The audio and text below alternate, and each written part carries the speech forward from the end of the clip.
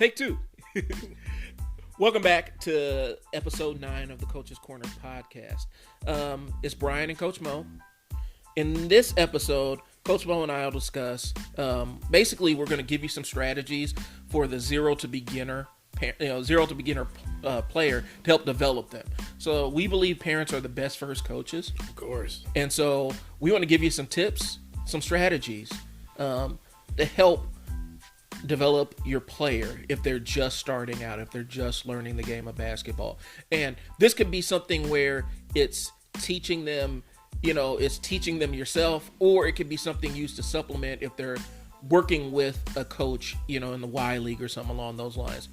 And so in this episode, we're going to talk about... First thing I definitely want to talk about is handle your business before they even touch the court. Okay, so, before, as we're developing, it's beginning. Before, one thing we always get is, and we hear all the time, is like, when they get in the game. Well, let's start from the beginning before we even get to the game. And then we'll also touch on when it is time to get to the game. That's going to be the first two things we talk about. And then also we'll talk about some mindset stuff so that if you are the parent who's looking to be a more active coach or you want to take an active role in developing your kid, we're going to talk about how and when to draw that line where you shift between being a parent and being a coach. A little bit about Coach Moe. Coach Moe is an expert on developing kids. Coach Moe has children of all ages in our basketball academy program, and he has decades of coaching experience and is currently on the staff of the defending state basketball champions, the Bellevue West. He works with kids of all ages, and he does individual one-on-one coaching or small group training. And so, and Coach Moe is one of the only certified speed and agility coaches in the region. So that's what we got. We're going to jump right into it. We're going to do a little bit of housekeeping first to talk about some things we got coming up this week, and then we'll jump right into our topic. We'll get to you guys after the intro. Peace. Peace.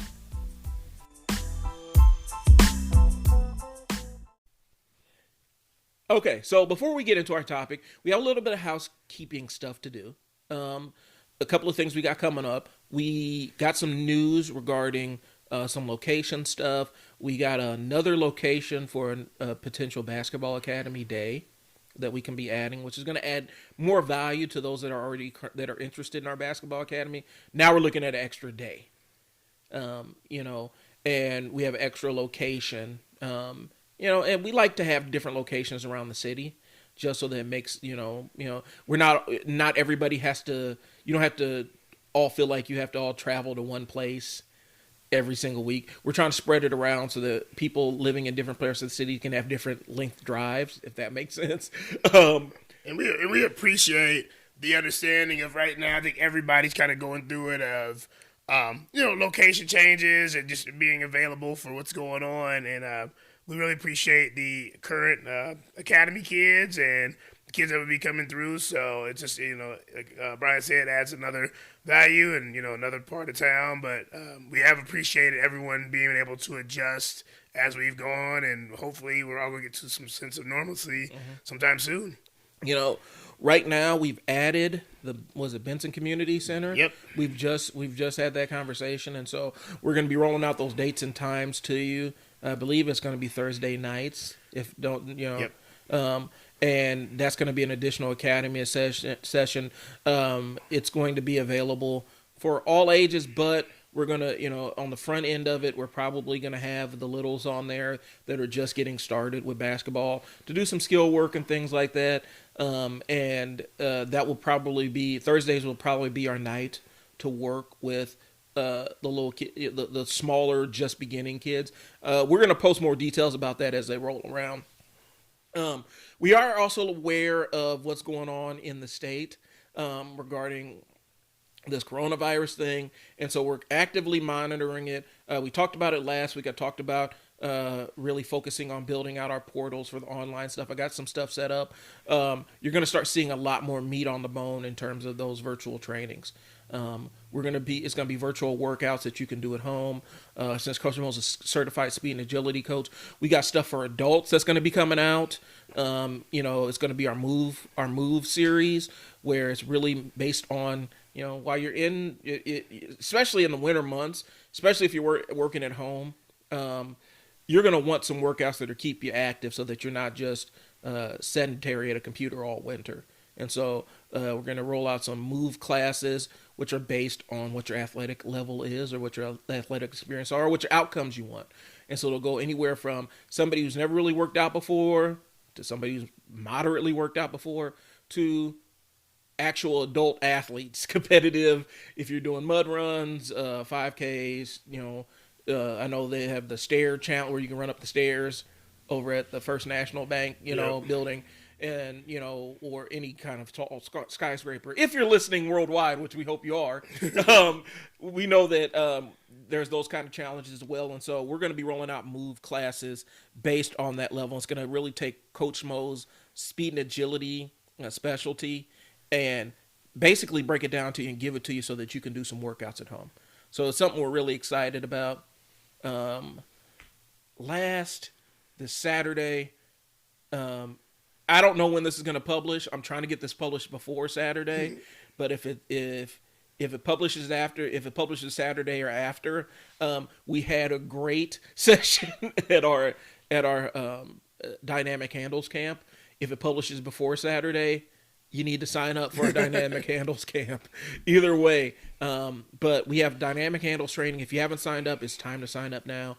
Time is really short, and I'm really pushing to get this published before Saturday. So yeah, it's gonna be great from 2 to 3 to beginning. We're gonna have the kind of the little dribblers. It's gonna be your preschool through 4th grade. Just beginning. Again, if you're like 3rd or 4th grade and you're a little bit advanced, you can come to that second group. And we think of advanced as you've played a few years, or you've played, and you can display that you can hang a little bit. That's advanced. But beginners means beginning. It means you're just learning how to play basketball. You haven't really played any games yet. We want you at that first part. Also, a couple surprises are going to happen. We got some of our top athletes that are going to come in and help with that first group and do some dribbling and show us some techniques. In that second group, really going to challenge you guys. A lot of big things are coming up. Tryouts for high school is coming up for, Millard and Westside. Tryouts are coming up. OPS 2 as well. As far as you know, with everything going on, that's going to be starting from what I saw was mid-month. So we're looking about, you have a couple of weeks. In a couple of weeks, it's a good way to get yourself jumping right in it too and getting started. And then I know right now, congratulations to a lot of our middle schoolers that are in our program who made their team over in the Bellevue area as well. And we'll shout out some names. All right. Shout out some names later, but perfect opportunity to get kicked off before the season starts, and you'll actually get a chance to apply these skills with a scrimmage at the end. So we definitely want to see you there. All right. So that's what we got coming up this Saturday. We still are taking on people for our Basketball Academy program. It's available whether you're playing for one of our teams or not. Year-round. It is year-round. Year-round. And we're planning some contingency plans in case we have to step everything back. We're trying to set it up, and we're going to be working hard at figuring out some online coursework so that we can transition into that if we have to shut things down. But understand, we're expecting the work to not stop, is what we're saying. And so we're trying to give you the ability to work with us or work remotely. Okay? So that's what we got coming up here. Anything else, housekeeping? No, I think that's, pretty much it. I've appreciated all you kids have worked really hard to try out prep training. We're coming we got about a week left with that, but the grind doesn't stop there. If you're still a kid that needs to get in and wants to do some stuff, just contact us. We'll make sure you get into maybe a couple academy nights. Also make sure, we can get you into maybe some one-on-one work as well. But don't just stop and not try to call us, because we can help you out still. But we appreciate all the hard work you guys have done. Quick update on Jeremiah. Do you have any updates, Coach Moe? Looks like Jeremiah is taking some steps. So Jeremiah is now he's opened his eyes. Good. Seems to be a little bit more responsive. It's going to be a long journey, and so the prayers are needed, people. And we still have our sign up for donations. The family they're very, very, very appreciative to everyone, and I mean that. They tell me every day that they're very appreciative for the donations. But we know it's going to be a long, when I talk to the family, a long road ahead. So the link will be in the show notes. Please donate if you can. If you can't, please share his story and share what's going on, and we're going to try to get him as much as we can. Yep. And the thing is, we are probably, I'm weighing it out because we're still trying to figure out the best way to deploy this. We've never really done a fundraiser on this scale before. And so we're trying to, I am trying to figure out the best way to roll it. If I need to make an official round 2, or if we can just leave the link up and continue to drive donations to that one, because we met our goal, but the reality is we know how medical bills are. We know how recovery is. And so it's not always a clear path. And so we want to make sure that, the family's taken care of so that they can really focus on helping Jeremiah get better. And so trying to figure out the best way to roll it, if we need to open up a round 2, or if we're cool with just continuing to drive people to the original page and continue to go over our goal, because we met our goal, but to be honest with you, there's always more there's always more that there's going to be needed. And so it's not about us being greedy or anything, but we really want to give the family all the help possible. What we hit was beyond our wildest dreams. Right. But this is a great kid. And I'm not saying just because, just to say it, but it's a kid that deserves it, and we want to see him back as normal as possible, smiling. And he's a kid that I used to see every day go by my house and and just say, "Good night. How you doing, Coach? Do you need anything?" And if you ask anybody about stories about him, one of the first kids to sit there and jump out and help you do anything you want. So we definitely want him to get back to as normal as possible. So that's what we got. We're going to take a quick pause for the calls, and we're going to get into the main part of our show. So parents are the first coach. You hear the concept of parents being the first teachers a lot. A lot of us were taught to read by our parents. A lot of the real formative things that you learn growing up, the potty training, tying your shoes, all that stuff. It's a combination of parents and teachers. Parents being your primary first teachers to help out with that kind of stuff. Your first words you learn, child development, your language and speech patterns a lot of times come from listening to your parents and kind of mimicking what they do. And so parents are the first teachers. We want to expand that to be parents are the first coaches too. And so what we're going to do is Coach Moe is going to talk about, before you even put the ball in their hands, or before you even cut that check for the first basketball lessons, what are some things that a parent can do, or some things that parents need to do before they even really, before the kids even hit the floor, before they hit the court? What are some things that parents need to be looking out for? Well, it's another thing. It's beginning, as we said. It's beginning. You're just starting. We as parents, first of all, you got to rope yourself back in. Remember, you're the adult. We're the ones that are in our 30s and 40s and 50s. That's probably already done this. We probably already played, there. Now we're talking about, this is your kid that's beginning. That's probably 5 years old, 6 years old, just trying to discover if they even like the sport. And so before we get into these things of the kid dunking a basketball, winning a state championship, and those kind of things there, you got to see if the kid can even dribble from point A to point B, pass. And so the setup is putting a ball in their hand. Number one is just put a ball in their hand, see if they like it. You're the parent, taking them to the park, seeing what they would do with it. And so one thing I did with some of my beginning players and those kind of things there is let them be kids. I let them be kids. They'd dribble around a little bit. They'd roll the ball with their finger. They'd sit on the ball. They'd roll on it there. But they're discovering the basketball itself. And so everybody just kind of discover what it is. You're not going to amazingly have this kid, and it could happen, but I'm going to guarantee you probably not, come out and they're going to be this kid that's going to shoot at a 10-foot rim, have these handles and run an offense. They're 5. They're 5, they're 6. So one thing is let them discover it. Other thing is let them make a few mistakes. One thing I noticed when I see some parents a little bit, when the community centers are open pretty big around the countries, parents, great thing is being involved in life, but I would see some dads and a couple of moms that were just super intense with the kid double dribbling. And I'm going to tell you, mom and dad, kids double dribble in high school, on high school teams. And so the coaches get upset with that. When you're 5 or 6, you're going to double dribble. And what I mean by double dribble, that means you're going to dribble with 2 hands sometimes. They're going to run with the ball. They're going to giggle. They're going to fall on the floor. They're beginning. You're discovering. I say the first month or so, they're discovering everything. They're discovering what the basketball looks like. They're discovering how high it bounces. That stuff is intriguing. You got to remember, they've never done this before. They've never done this before. This is think of the concept. It's a round ball that's rubber.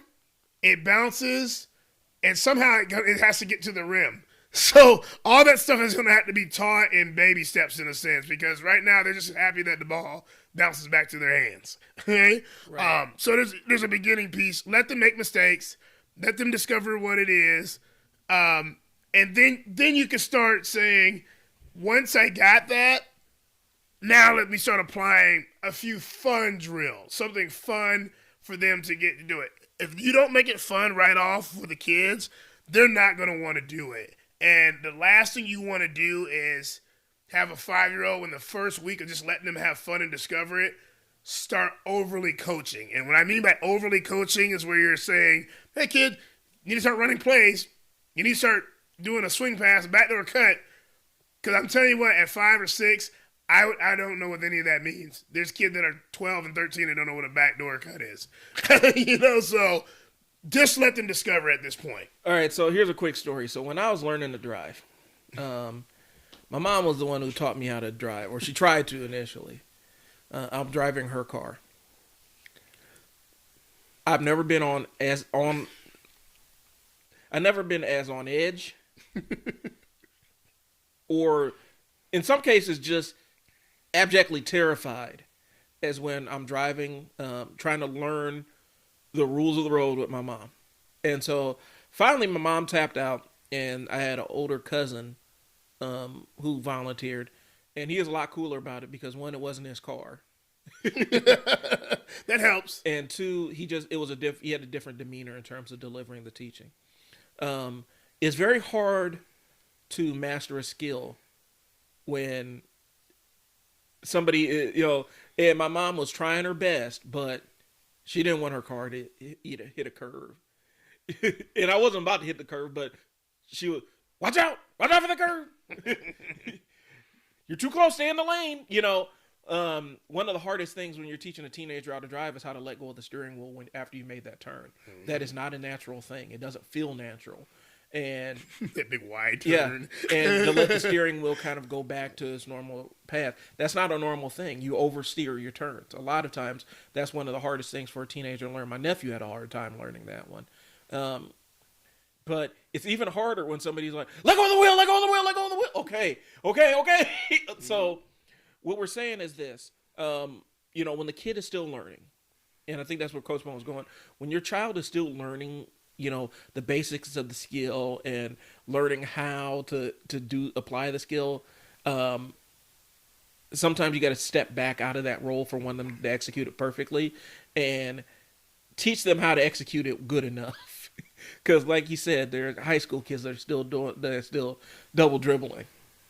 And so, that's one of the things. I just want to throw that story in there. Mm-hmm. Back to you, Coach Moe. No, that's exactly how it looks like. I mean, if you're 16 and 15 learning how to drive like that, and you've got a little bit more maturity than when you're 5 or 6, and you're still frustrated, it's approach. A lot of it's approach. It's new. Everything we do, everything you learn in life is going to be, you got to experience it for the first time. And so with this, it's the first time they're ever doing it. The concept of how it all works is just, it's a puzzle, and you have to put it together. And basketball is a gigantic puzzle that begins at this point as you being the parent from the beginning, It's just giving them the pieces, and we're going to just try to put it all together.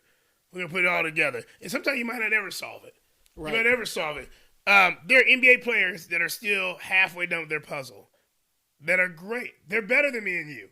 So we'll sit here and tell you, like, yes, the last guy on the bench in the NBA is better than any of you guys listening right now that's not in the NBA. Right. So, and they're still figuring it out. LeBron James just won his 4th championship, every accolade he's getting. He's still figuring out. He still wants more. He still wants more. When Michael Jordan was done, he probably didn't want to be done, but his body said no. His body said no, but he still wasn't done what he wants to do. And that's why a lot of them go on to be owners and trainers and those kind of things there. Your basketball is a lifetime thing. So if you're going to start it out right by letting the kid have fun.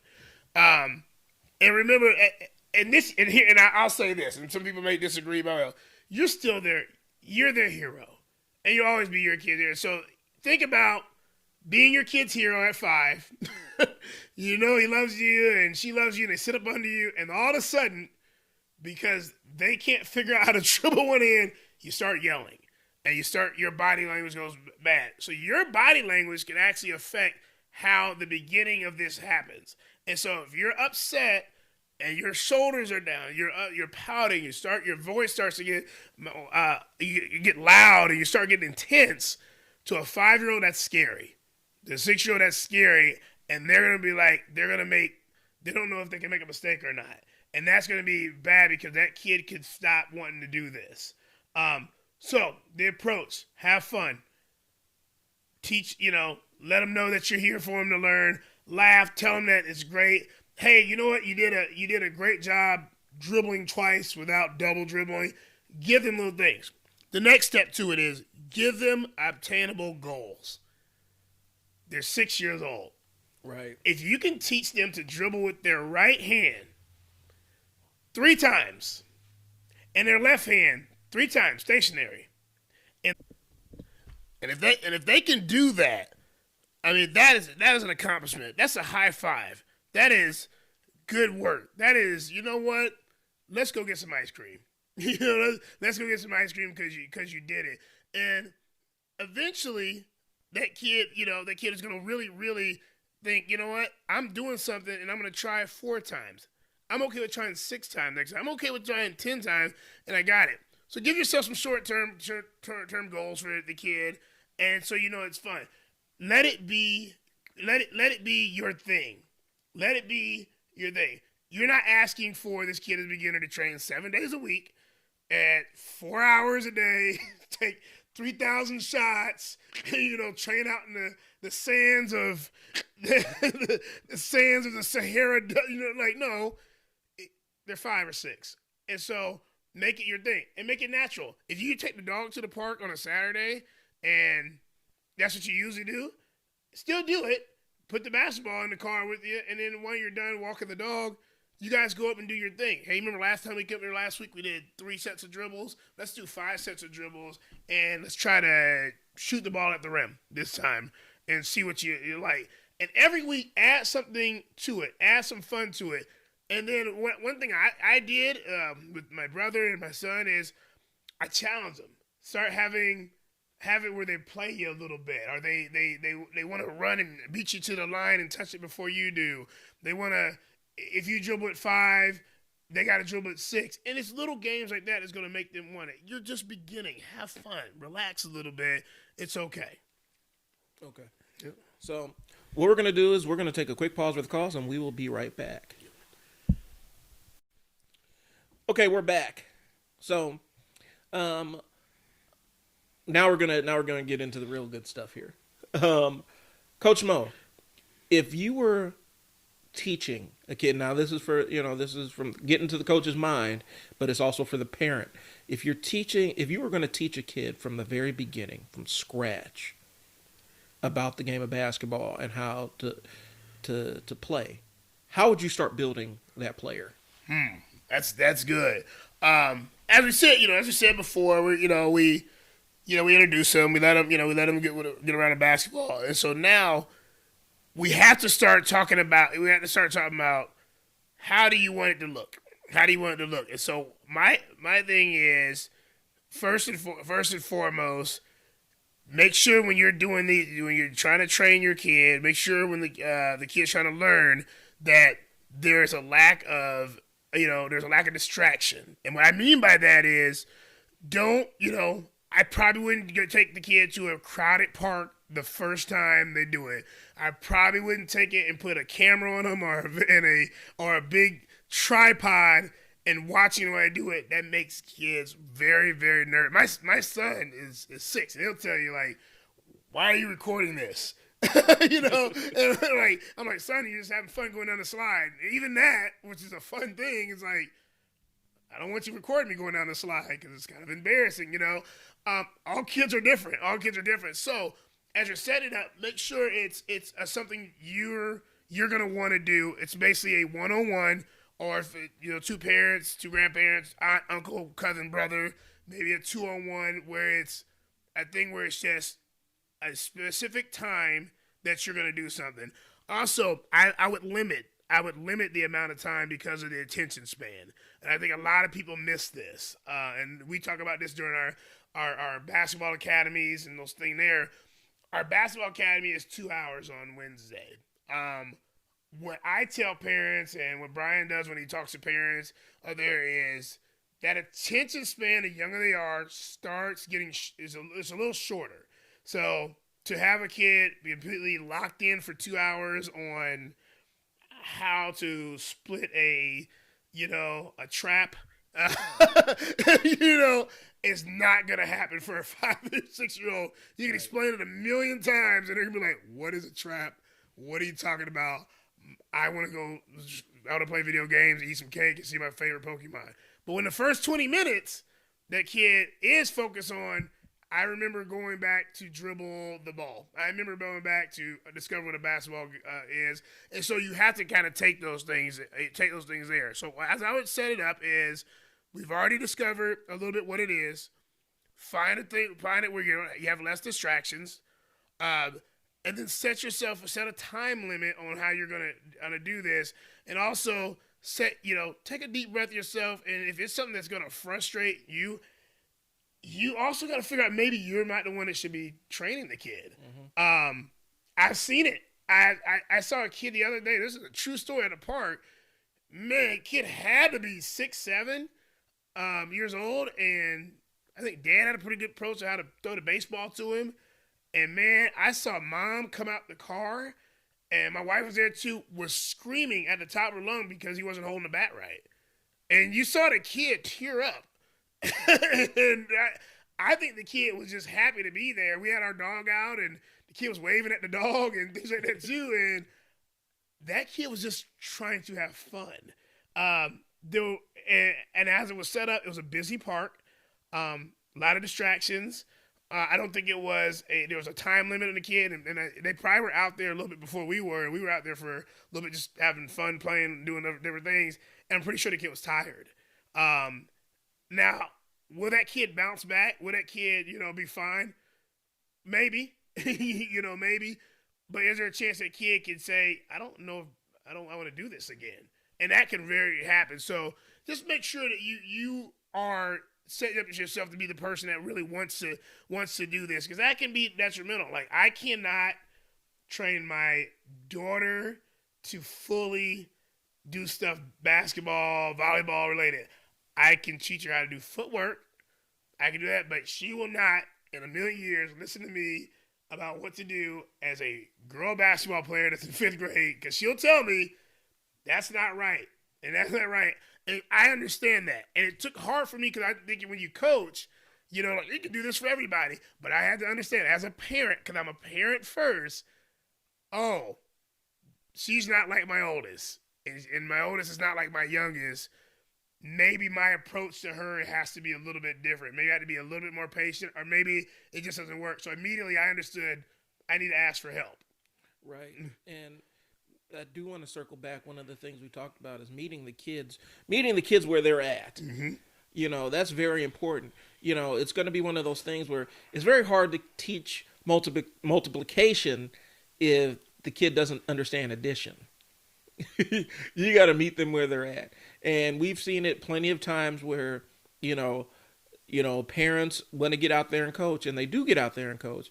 And dad has all these elaborate, they spend a lot of time on 2K, and they have a lot of elaborate offenses from 2K, and they understand them intrinsically how they work. You're sitting there and you're going to take that to a group of 12 and 13-year-olds who are just learning how to use their other hand. Or they're just remembering to keep moving their feet on defense.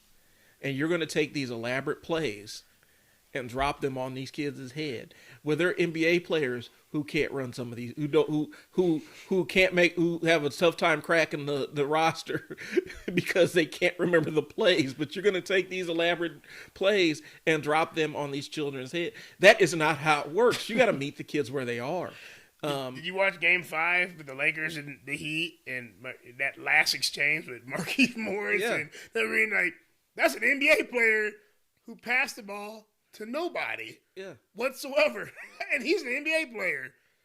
You can't expect your 5-year-old to know how to split the seam on a pass and make a play at 5 years old when NBA players struggle to do the same thing. And we're not going to say this is for all kids, because there are kids that understand how these offenses work. They can sit down and watch the games and tell you who screwed up where and what this person should have been doing. That kid has a higher level. They're watching the game from a higher level. Does that mean that they can play on a higher level? Maybe they understand the game more intrinsically than they can play it. And we've seen that where kids can know all the X's and O's, but they still don't really have the physical ability to execute on the court. Mm-hmm. We're saying, as the parent, honestly, meet your kid where they're at. If they're just beginning, keep your expectations to somebody who's just beginning. And I think that kind of goes into the example Mo gave with the kid holding the bat wrong. Sometimes it's good enough just that they're holding the bat on the right end. Okay? And he's not hitting you in the shin with it. Yeah. They're not hitting you in the shin with it. So take your small victories is what we're saying. No, I definitely agree with that. That's exactly where it's at. Every kid develops different. I just happened to get lucky with Ami, who was at preschool and was dribbling right off and was able to understand an offense and would love. He was born around the time of playoffs. We always joke that I think he was in mommy's tummy listening to playoff games and just got it. And it was a couple of kids that I've coached over the years where you're like, wow, like you're a guy, and he actually translated. And that the translation was he continued to work on his craft on his own, and I let him. And like I said, I'm telling you things that I did and mistakes that I did too as well. I let him be a kid, and I let him figure it out. I let him watch and what he wanted to do, and I also let him you know what, you want to try another sport too. So I let him try 3 or 4 different sports too, and he just kind of gravitated back to that one because he loved to actually do it. He loved the sound of the basketball. He used to tell me, he's like, I like the way the basketball sounds. Sounds silly to some people, but that's huge. He's like, I love the way, my sneakers sound on a court. And I remember him being 7 years old telling me that, I like my socks being a certain color. That's a kid that was destined to want to play basketball. He want to do basketball, and he continues on. Not saying, he'll choose soccer later. Maybe he does, but we're at the point now. It's like this is something he really wanted to do. So, like Bryon said, I met him at where he wanted to be at. I met my daughter at where she wanted to be at, and it's not super competitive. It's just I want to be with my friends. Okay, that's fine. That's okay. But we had that conversation. We know where our kids are at. And again, it doesn't say she's not going to be a select volleyball player, select soccer player, select basketball player. But right now, where she's at, that's where we're meeting her at. Okay. So that's great. Okay, I'll ask you this question. If you're going to teach a skill, if you're going to teach a kid who's never played basketball before a skill, what's the first thing you're teaching them? They've never learned. They've never played basketball before. The first skill I'm going to teach them, and I say this, I'm going to teach the kid how to basically just dribble the ball. Okay. How to dribble the ball. Just basic dribble the ball. Because you have to. If you're a point guard to a center to whatever, you're going to have to dribble from point A to point B. So that's got to be the first thing. Okay, so I have my set out here. He's never dribbled a basketball. What's the first thing you're going to do? First thing I'm gonna do, I will one step you guys, trainers, trainers, parents / trainers. There, make sure the ball fits their hand. If they're 6 and 7 years old, you're looking at about there's like a 27.5. The 27.5. You can do a 28.5 if you want to, but don't give them a 29.5. That's an adult basketball. Okay. That's an adult basketball because you can dribble. Yes, they can. That's a heavy basketball, and it doesn't give their little hand the true sense of dribbling the basketball. Okay? When we grew up, of course, 80s, 90s, there was no different sizes. You just kind of learn that way, and I don't know if it was good or bad. I don't know, but now you have the opportunity to just get the right size basketball. So first of all, start with the right size basketball. Tell them you have a right hand and a left hand, and how to pound the ball using your fingertips. So you can basically say, here's the basketball. That's your right size. Show me your right hand. Wave it. There's your right hand. Show me your left hand. Wave it. So in that right hand that you wave it to me again. I'm going to give you this ball, and you put your hand on top of the ball, and you're going to try to pound it, slap it, whatever you can do at this age, 3 times without losing all over the court. That's the first thing you can do. All right, so on Saturday, you can come down and learn to dribble with us at Dynamic Handles Training, and that's where we're going to be starting for our early session. That's going to be the 2 o'clock session. Yep. Learn to dribble, and you're going to expect to see that kind of work. For a kid that's never dribbled before, we're going to teach them how to get started with dribbling. Now, it's going to be on you as a parent to take them home and continue the skills, continue the training. We're actually building some stuff that can help you out with that. We're not ready to pull the curtains off of it yet, but it's coming. But this Saturday is a great chance to come down and bring your little ones to learn how to dribble if they've never dribbled before. But that is an example of where we would start. We're not expecting this kid who's brand new, who's never dribbled a ball before. We're not going into crossovers. We're not going into anything else, any higher level thing. How to stay where you are and dribble the ball. Next, I'm going to guess, and you can correct me if I'm wrong, next is how to dribble the ball while moving. Mm-hmm. And It's going to start out walking, and then you're going to slowly ramp it up. So do you see where we're going with this? If you try to go in and teach this kid at the level that you want them to be at, there's a good chance you can lose them, and they'll never learn those basic skills. All right? So Coach Moe gave you some insight on where to start. We're going to take a pause for the cause, and we'll be right back. Welcome back. So you got the basics down. I think the big part is now that you have the basics, it's time to evaluate what you know and where you want to go. And so Coach Moe is going to kind of walk you through what that process looks like as a parent coach. Okay, so now we got our month in. We all discovered it's all happy fun. We figured there's a rubber basketball. We got the right size basketball. We go to the park twice a week. It's fine. This is your family time. You're good here. Now, let's talk about the giving yourself a checkup in a sense. A checkup, checking in on the kid, checking in on yourself, make sure you're not burnt out. So first and foremost, you can't coach or train your kid if you look frustrated. You're burnt out. You're tired. Your face looks like you don't want to be here. They're going to pick up on all that. And so the kid picks up on that. Now they're frustrated, and now you've lost both of you guys. Like, it just turns into a real rough thing. But evaluate yourself. So you look, you're like, I'm actually okay with this. 1 day a week is fine. It's, our time to get my daughter or my son this hour of trying. Good. If you're good there, now evaluate the kid. And I'm talking about evaluating is having that conversation, not just assuming anything. Don't assume that kid is just because he's smiling and he's like giving you a thumbs up. Don't assume that the kid wants to play any kind of competitive basketball. Maybe not, and whatsoever. And so talk to the kid. Hey, what do you like about what we're doing so far? I like just being with you. Oh, what about dribbling, something like that? No, I just like my time with you, which is the most awesome thing a kid can tell you. But if you heard that, They said nothing about, I want to continue basketball. I want to be a professional player. I want to say anything about that. They're loving the game. So then you're going to have to ask the next question. Do you want to continue to learn basketball? I'm fine with just going to the slides. Not saying that's a bad thing. Maybe at this time, they really want to go to slide because you had a really cool park. This is after all the pandemic stuff's over, okay? So don't go to the slides. Don't go to slides. They're closed. But if they say, I do want to go to slides, I still do like our dribbling thing. Boom, you got something. You're somewhere now. And understand, this is going to be a recurring theme that you're going to hear throughout all of our training and all our advice to parents is the constant checking in with parents and making sure, or checking with the kids and making sure that they're still engaged. Because, the checking in process doesn't stop.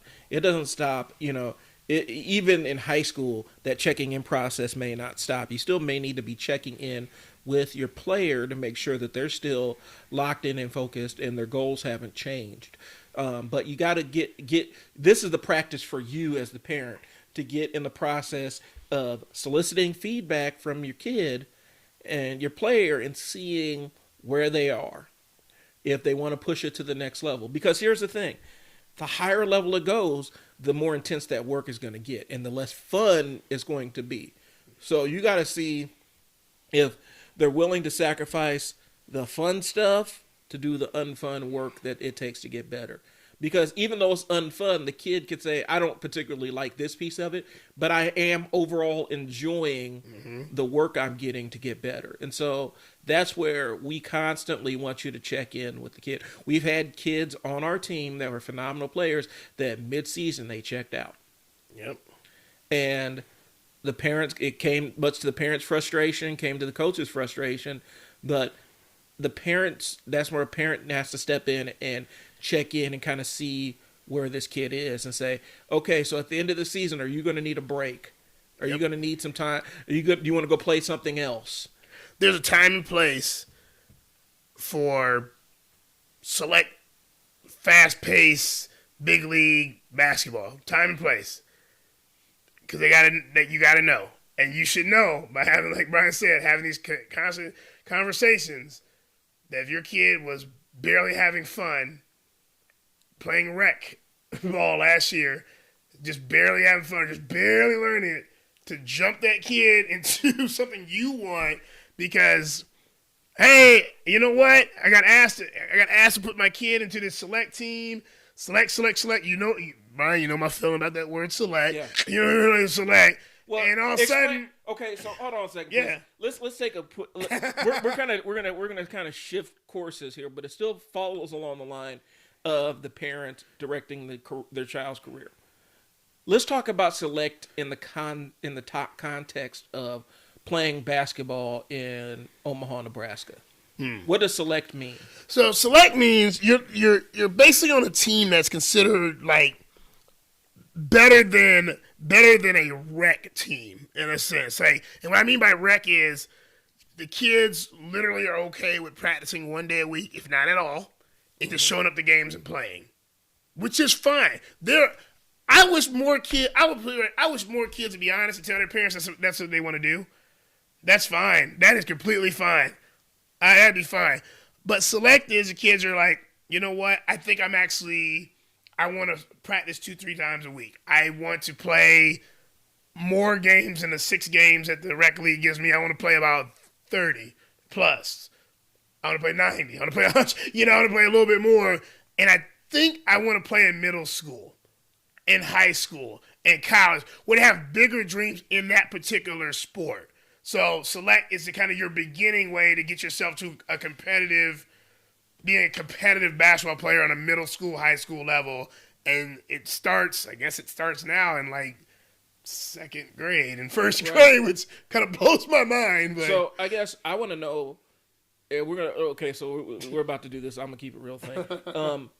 How do parents get fleeced by by the concept of select basketball? And we're not saying that it's a scam outright or anything, but we're talking about how people waste money kind of in the pursuit of brass rings on this select kind of basketball thing. Tell me how that works. Tell me how it works in Omaha, because we're talking about specifically locally here. Well, it's easy. If you have it's a great thing. It's not it's not a bad thing. But if you have only a couple places that have the facilities to, you know, play basketball and have and there's not a lot of places that have a big facility to play multiple teams on teams there. It's easy to approach hundreds of people and groups of people to say, send your team over. We'll give you some matching shorts and a jersey, and your kid's part of the program, and they're gonna play more than 3 games. So it's an easy thing if you have the place to play at, right? Availability. People want to see. People are visual. I'm visual. There's a building over there. With that building, I can play more than 3 games with my kid. My kid gets shorts. You can tell them they're on the green team. I don't know what that means, but my kid's on a team. He's part of something. He's part of something, and that's a lot of times that's how they get kind of finessed. Now, the finessing part of it is you don't ask questions up front, and it hurts that kid. And we actually got a couple of kids that came to our academy the other night who were in these big things, and they said it was fine at first, and then they got in. The games were very overwhelming because they didn't ask the questions up first. They didn't say, "Hey, so what's the competition like?" Oh, they're actually stealing the ball from my kid. Okay. They're actually blocking their shot.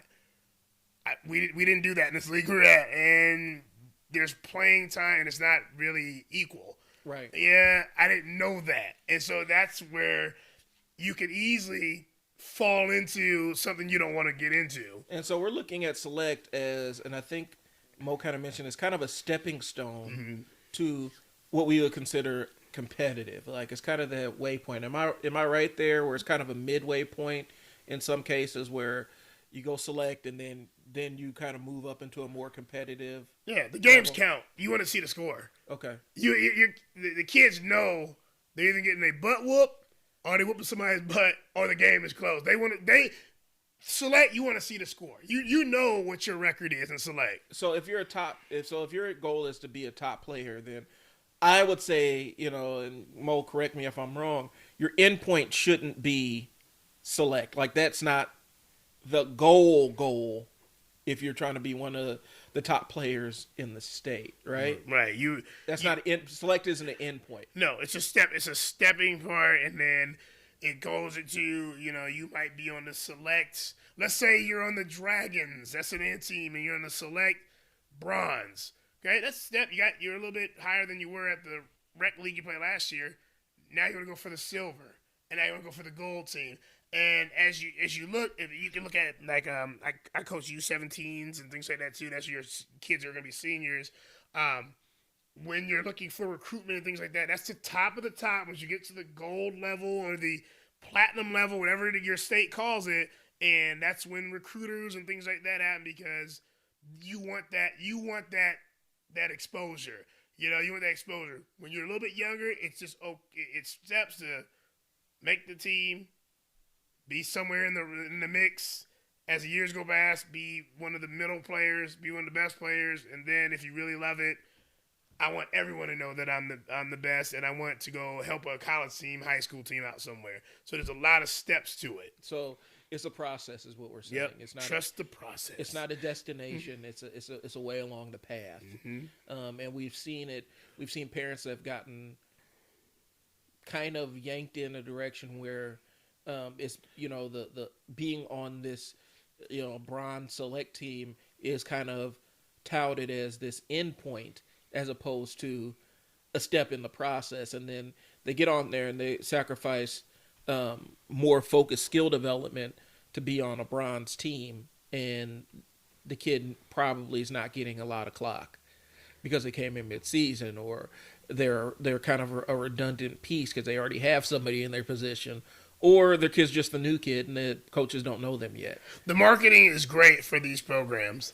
As we're keeping it real, these are great for these programs because there's keywords and things like that too, where they're saying you are on the red hot red team. You're on the regional citywide whatever. You're on the and it sounds amazing telling grandma this. Mm-hmm. It's just amazing. It's just amazing. I have literally watched on social media some kids that I either coach, train, or camps. I all power dog kid. I'll never be a coach that will sit here and hold a grudge on a kid or anything like that. But I'll see the kid, we'll end up playing, run into the kid, or we'll end up playing them.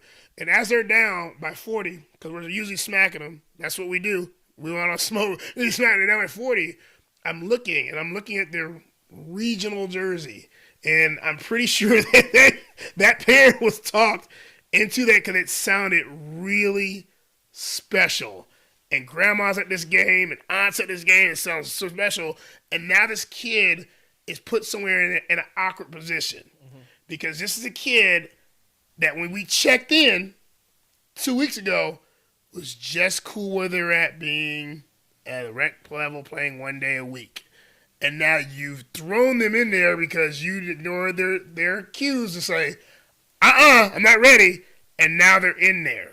And so like any other parent, you paid for it, right? Right. You want them to finish the season out. That's what you said there. But finishing that season out can also be detrimental for that kid because you didn't listen. Right. You didn't listen. And we also, it's balancing out that listening ear and listening to what the kid has to say, and also keeping a little bit of perspective on it. Mm-hmm. Because one loss, one win doesn't define this kid's career. No. Even a season sometimes can't even define a kid's career, because you could just be where your kid is the lone star on a team that's not, where the kids aren't on the same level, and they end up they could be playing above, they could be playing a level up, and they're running in a harder competition and more seasoned kids, or they can be playing a level down and just be a buzzsaw. That 1 or 2 seasons doesn't define it. And I think for a lot of people, when you start reaching those brass rings of, we moved from select bronze to select green. Okay, so you'd moved. Is the kid better? And that right. This is where our bottom line is of our bottom line. Is the kid better? That's our measuring point. Are they a better player today than they were yesterday? Oh, they won a trophy. That's great. Are they a better player today than they were yesterday? Don't give me any stacked teams talking about your players better. Yeah. That's like I want to see that my player, in his 3 minutes that they are giving him a game,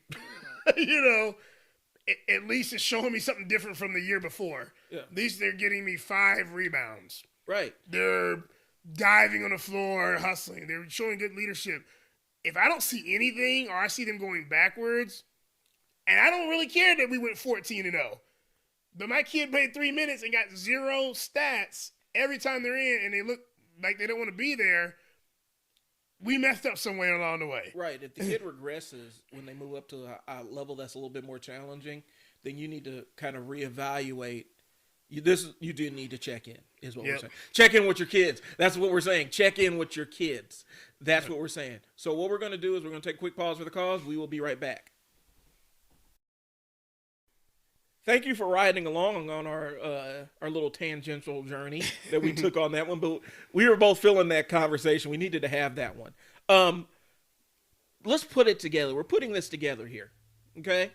So I'm going to play the role of a parent here. And Coach Mo's going to kind of guide me through this. Hey, Coach Mo, so I listened to what you're saying. And we went through the dribbling. And then after we went to the dribbling, I listened to what you had to say and taught them how to pass. And after that, we went to teaching them how to shoot. So now they can hit the shot. How come they can't seem to dribble and pass anymore? What happened? Well, parent, I have to question how long you spent doing those first few things.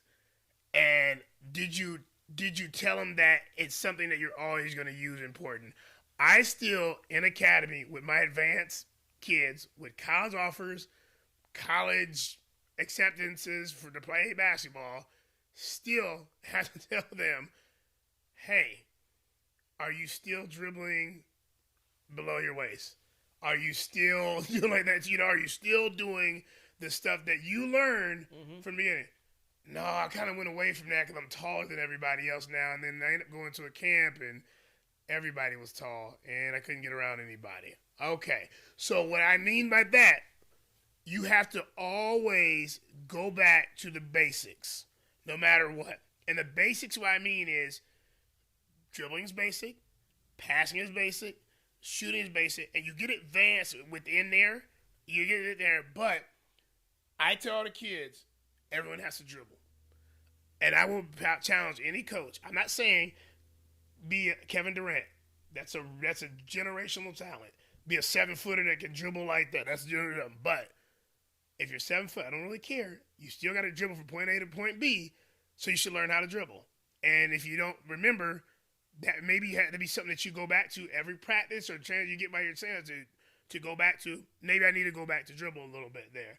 And I say everyone needs to go back. So just because you think they put it together doesn't mean you don't have to go back. It's one of those things.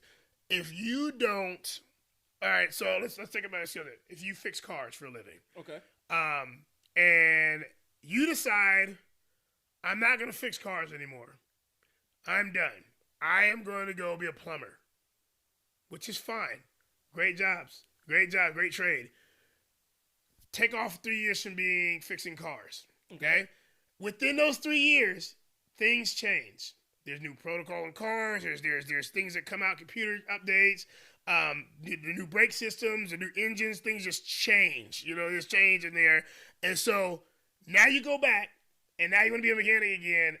You have to learn back. You will remember basic stuff, how to change oil. You remember the basic stuff, but now you're like, dang, how did I change a tire? Oh, it should be easy. You remember how to do it. Like, wait, well, let me go back. Right. Because for me to be an effective, I got to go back. I took too much time off. I was focused on something else. Let me go back to changing the tire. So you always have to go back and check. So, and that's what we're saying, putting it together, where you're using these skills in harmony, in harmonism. Harmonism. You're using these skills together constantly and always building on them, because I think that's one of the skills that we see a lot of parents who are transitioning into the coaching role where they fall short with is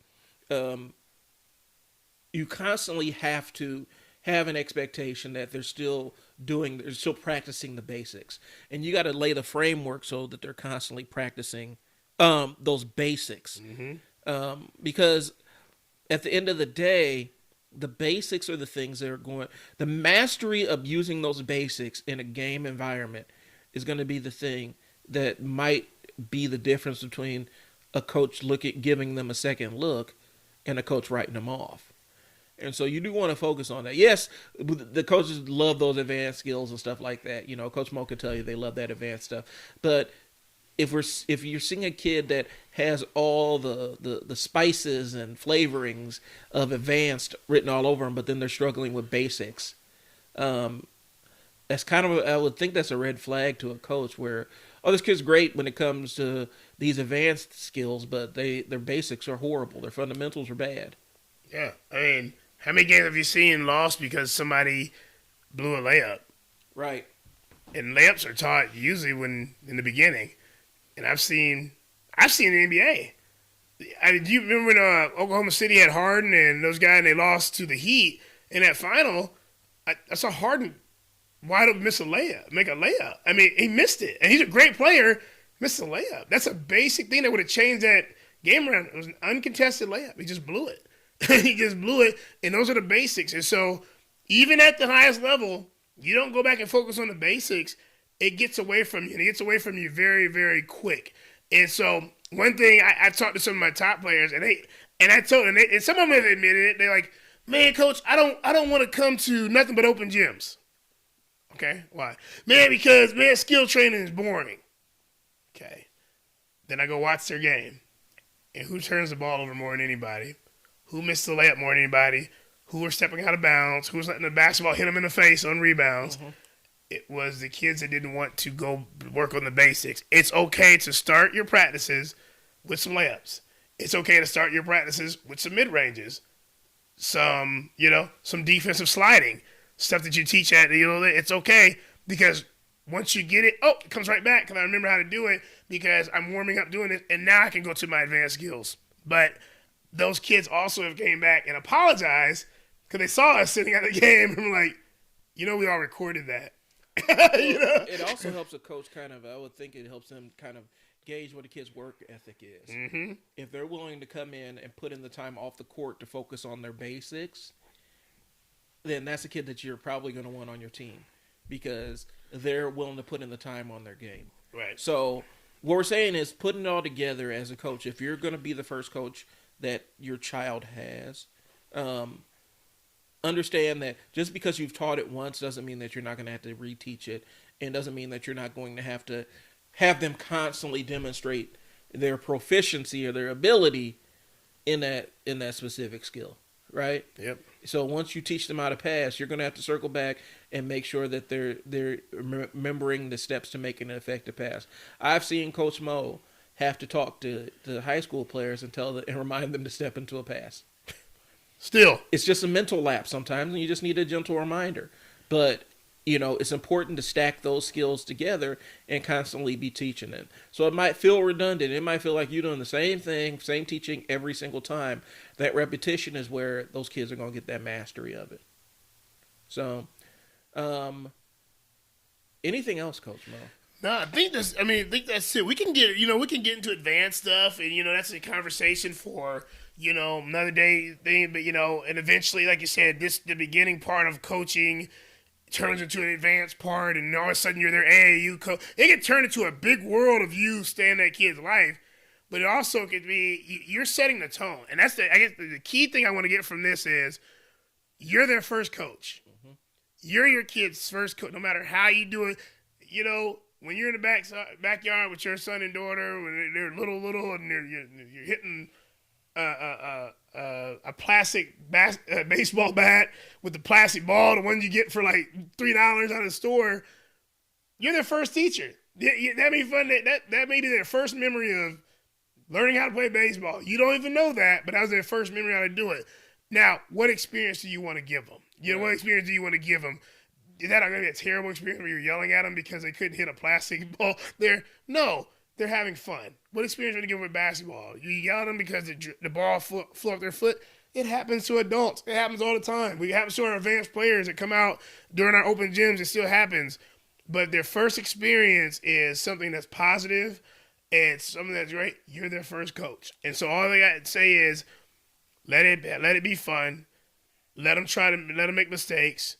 Try something, set goals, make sure you're the coach for your kid, and that's how you start it. Does not mean you have to be a career coach. Doesn't mean you have to be a career trainer for your kid. You're just the first coach. No matter how we do it, when you take them out of the hospital, you take them home, you're the first one teaching them how to tie their shoe, how to tie a tie, brush your teeth, do whatever.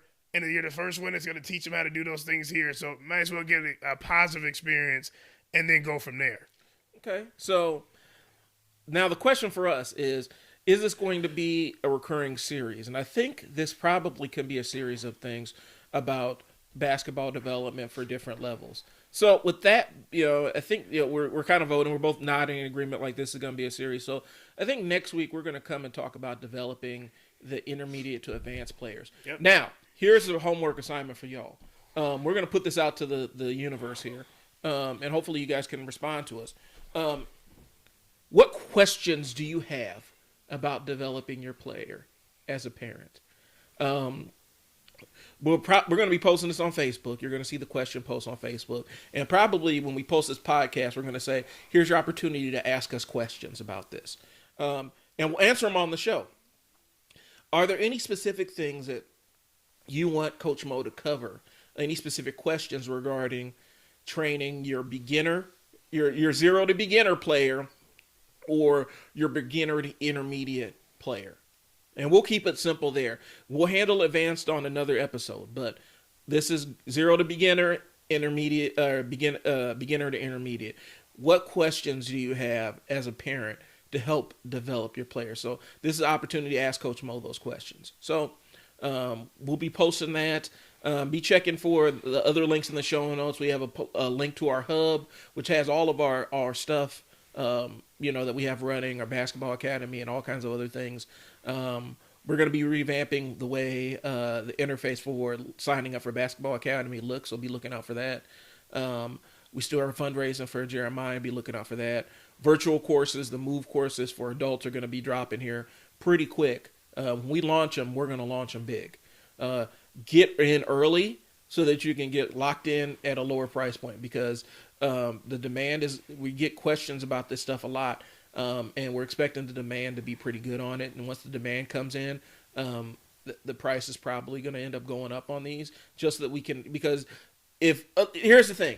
If you get one that you like and we get a lot of demand on it, what we're going to do is we're going to take that course and add a bunch more value to it. Yep. And we're going to put a lot more time into it and develop it out. And so these courses aren't static things. We'll constantly be building them out. And so as we add more value to it, that's kind of where we're going with it. So it'll be more valuable. So you're going to want to get on those early. Like I said, we're going to be posting those questions. Ask whatever questions you have about developing beginning to intermediate players. Anything else, Coach Mo? I think that's it. I enjoy these shows here. One thing I do want to be pretty direct as all the things is like, we love doing this. We wouldn't do this podcast. We wouldn't do the training. We wouldn't have this business if we didn't love doing this. This is something we talk about constantly. When me and Bryon, we talk every day. We try to get the best. We want our kids to be the best of the best. And when we talk about our kids, any kid that comes into the door that wants to sign up and be part of our program is our kids. They are part of what we're doing. So, Again, I think Bryon made it clear. It's like, just because you play for 5 or 6 other teams, your school, those kind of things there, you sign up for one of our programs, you're one of our kids, and we want you to be the best of the best. We want you to get better. So when we offering these, we got the dribbling, dynamic handle camp coming up this Saturday, and we'll have things probably come up once a month. They're going to be similar to that. We want you there. If you can make it, we want you there because we want you to get better. Also check out our page, check out everything that's going on there. Our teams start next week. I have had some inquiries. I do want to bring this up from people that want to sponsor teams and sponsor players. I would love for you to get back to me as soon as possible. And if you want to be part of that, please look down in notes and respond to us and send us a message, because our teams do start. We have a 7th grade and 8th grade boys team that starts next week. And the sooner the better to get those kids on the track, to get them going for the season. We appreciate that support. So it'll be Coach Moe, that's Coach MOE Athletics @gmail.com if you want to shoot us a message. The sponsorship packages are great. It gives you an opportunity to sponsor a team, support a team, and depending on what level you get into, we'll do anything from ad spots on the plugs on the show, even a guest spot where you can come in and talk directly about your business. So take advantage of it. I'll be posting the link for sponsorships in the show notes. I appreciate everybody's time. Thanks for tuning in. I think this might be a little bit shorter episode. I got to see once I start editing, but we wanted to get out here and deliver this to you. And we'll be following up next week with more information about developing your intermediate and advanced players. So, or beginning and intermediate players, I'm sorry. So, signing out, this is Bryon, Mo, and we will talk to you guys later. Thanks for tuning in. Peace. Peace.